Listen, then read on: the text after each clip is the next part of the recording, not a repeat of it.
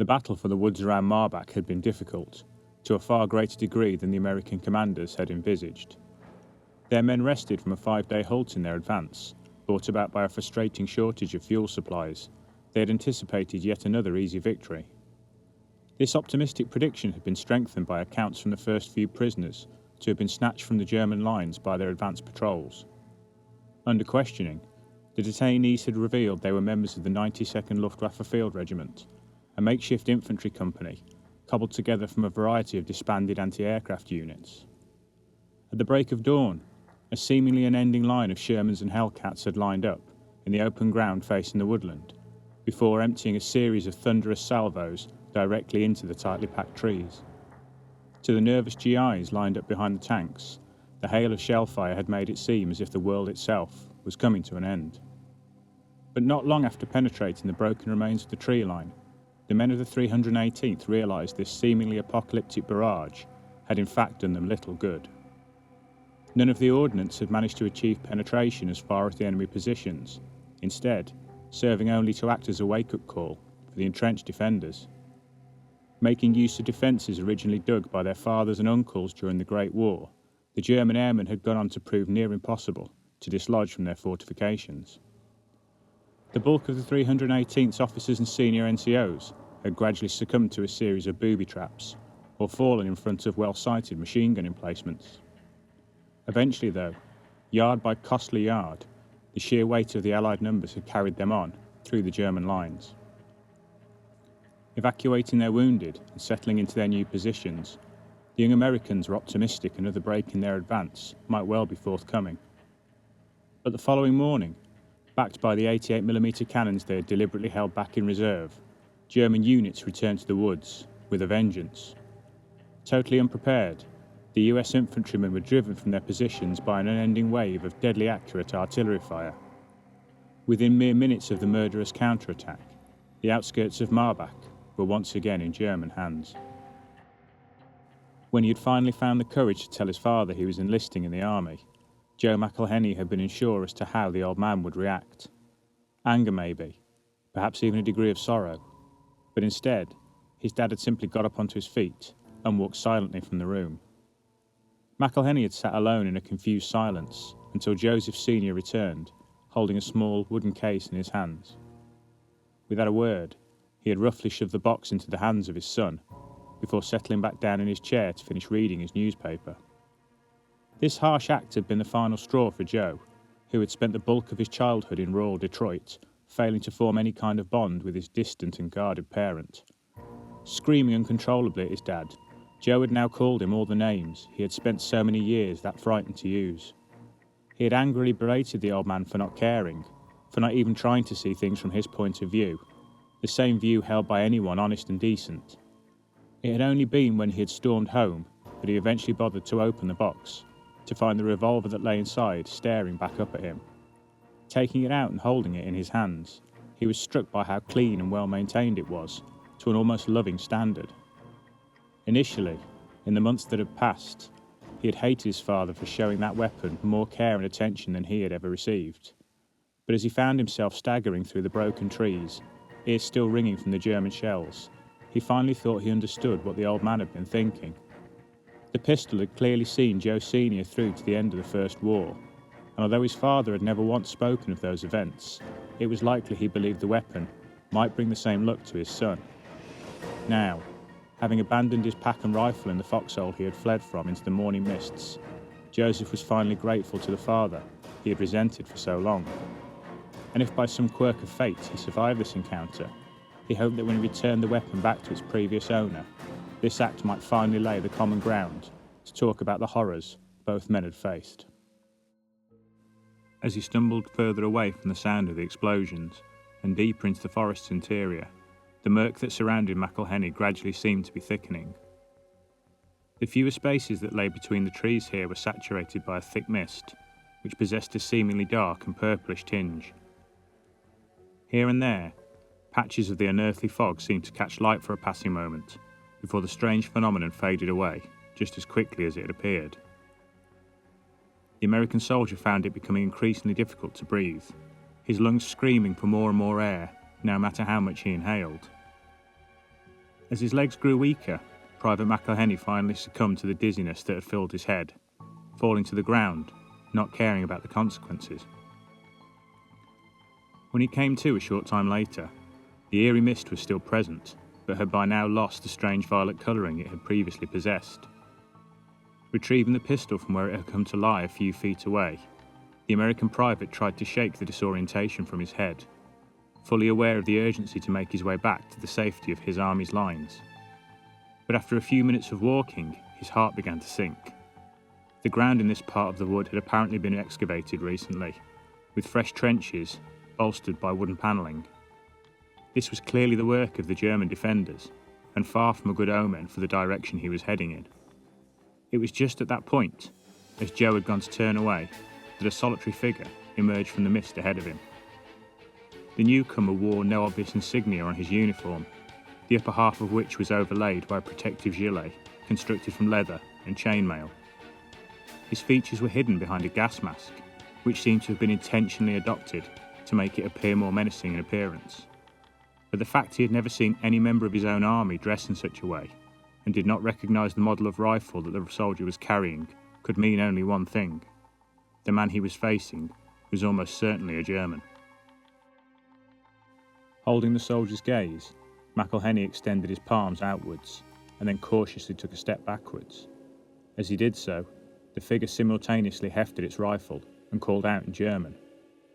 Almost immediately, 3 more dark shapes materialised from the depths of the mist, cautiously lining up alongside it. All wore gas masks that were equally haunting in appearance, their eyes concealed behind circular panes of jet black glass. Frozen to the spot, Joe watched on as there was a brief period of animated debate between the 4 soldiers, before the sounds of laughter erupted from the group. As one, they began to set their rifles or machine guns down to the floor, each drawing a sinister-looking melee weapon from their equipment belt. Surveying the assorted blades and clubs his opponents now brandished, the American realised what was afoot. Some form of competition, with him as the challenge. As the seconds began to turn into minutes, and none of the men moved, he gradually realised they were waiting to see whether he would choose to stand or run. Moments later, they found out. With a throaty roar, McElhenney raised his father's revolver, dispatching 4 quick-fire shots. The first 2 buried themselves into the right eye hole of the furthermost figure, shattering glass and brain matter in the process. As the mortally wounded soldier fell backwards, the American's next pair of rounds hammered straight into the unprotected calf of the man that was stood next to him. The damaged leg immediately buckled and then collapsed under the catastrophic damage caused by the pair of bullets. With his remaining 2 opponents now charging towards him, weapons raised, Joe found himself instinctively reversing the pistol he held in his grip. Quickly stepping aside the spiked club that was swung wildly towards his head, he lashed out in reply, smashing the handgun's butt directly into the lead attacker's oncoming face. He felt glass and bone shatter under the collision of the heavy metal of the handgun with the fabric of the gas mask, sending the man instantly reeling away, off to one side. An immediate and almost electric jolt of pain shot up through his entire body as the spiked gauntlet of the 4th soldier embedded itself directly into the meat of his stomach. Emitting an involuntary scream of agony, he again lashed out with the revolver, hammering it repeatedly into the side of his attacker's face. As the masked soldier fell backwards under the hail of blows, McElhenney desperately tried to ignore the pain that was lancing through his body, grasping for the mace that had been dropped by the first assailant he had felled. As his opponent attempted to regain his feet, the last thing the German soldier ever saw was a nightmarish vision of wood and nails, before it smashed directly into his face, killing him outright. Struggling to catch his breath, McElhenney looked up and caught sight of the mace's owner, blood streaming out of the broken eye hole in his mask, slowly rising back to his feet. The man unsheathed the longer curved blade from his belt, bringing it back over his head and breaking into a fast run. The last 2 rounds in the revolver instantly brought him down, before a haunting silence once again descended on the grisly scene. With a pained grunt, McElhenney slumped down to the ground, hands clenched against the bloodied wound the gauntlet had inflicted on his chest. He could see the German with the wounded leg had managed to lever himself up onto his elbows and was now regarding him cautiously from a short distance away. Praying his assailant had not been counting how many rounds he had fired, Joe raised the empty revolver, levelling it directly at the wounded soldier. The figure stared back at the weapon for a few seconds, before rising to its feet, slowly removing the mask it wore. Staring across at his opponent's features, McElhenney couldn't help but be shocked. Underneath the tears and the grime that caked his enemy's skin was the face of a young boy, barely weeks beyond his 15th or 16th birthday. Trying to hide the severe agony he was experiencing, the American soldier motioned with his pistol for his prisoner to empty his pockets. The youth quickly complied, a growing pile of small trinkets and papers accumulating at his feet as he did so. Once again, using the empty pistol in order to wave the German away, McElhenney stepped forward to inspect his possessions. But as he glanced at the documents, a growing sense of bewilderment began to confuse him. Even not being able to speak German, he understood the dates recorded upon the documentation, all of which were marked as October of 1918. After double-checking all the papers were similarly marked, he again surveyed the primitive uniform and weapons his opponent wore, realising how different they were to anything he had encountered during his time in France. Pushing the confusion in his mind to one side, he tore a strip of cloth from the clothing of one of the bodies, fashioning a crude bandage, before helping himself to one of the German submachine guns. The weapon was an odd-looking affair, possessing a side-mounted drum magazine like that of a Thompson, but provided sufficient encouragement to get his prisoner to start walking.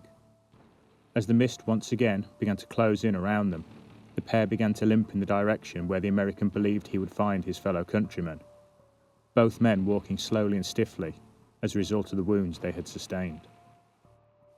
The pair had not moved far when the fog around them darkened once again, taking on a deep violet hue.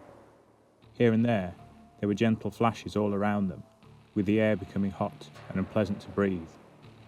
Ordering his prisoner to stop, McElhenney dropped down onto one knee, taking deep and controlled breaths in an effort to remain conscious.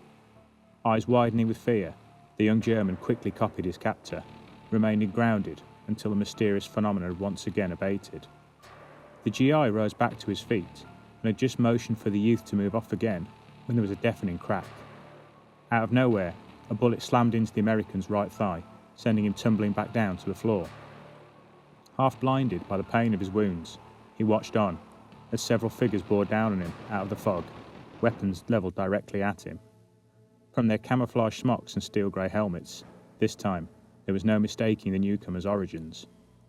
As two of the German soldiers helped the injured youth back to his feet, an officer materialised from behind them, the bright yellow lapels and shoulder boards that signified his rank, a stark contrast to the rest of his drab grey attire. With unhidden joy, the man embraced the wounded soldier, slapping him heartily on the back before stepping back to more closely inspect his attire. Excitedly running a hand across the leather and chain of the commando's armour, he began to ask a series of questions, which the beleaguered youth seemed to have difficulty responding to. After a short time, and having detailed several of his men to escort the soldier away, the officer now turned his attention to McElhenney. Apparently, unable to speak English, he had made a few inquiries about the American's rank and unit before having a stretcher brought forward to remove him into captivity. When the last small traces of the eerie purple fog began to fade away, the Luftwaffe officer regarded them with unhidden satisfaction, producing a small leather notebook from his jacket pocket and scribbling down a few notes. As the wounded McElhenney was stretchered up into the rear of a waiting truck, he caught the briefest glimpse of a strange apparatus mounted on the back of a nearby half-track. The object resembled a wide metal box, which seemed to be emitting a dim light that was the same dark purplish colour as the fog he had experienced. Glancing across at the young German soldier, who was sharing the rear of the vehicle with him, he could now see an even greater degree of confusion and fear in the boy's eyes. Grimacing through his pain, and managing to flash a weak smile, he extended his hand up and out to the youth. The guards watched on as the boy suddenly began to cry, lunging across the truck to accept the hand he had been offered in friendship. Then, with the blast of a whistle, the small column of vehicles started their engines and disappeared off into the fog, back towards the German lines.